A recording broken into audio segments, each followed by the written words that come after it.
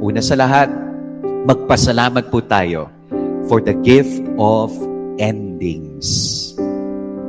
Without the gift of endings, no new beginnings. Sabi nga ng isang writer na si Mitch Albom, if we are not brave enough to say goodbye, life will not reward us with new hellos.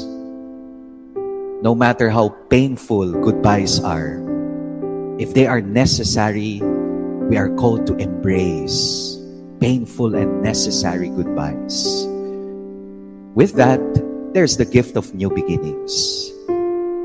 Ikalawa po, we are called to be discerning.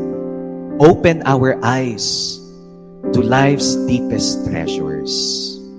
Kung minsan ho kasi malinaw ang ating mga mata, pero kokonti ang ating nakikita.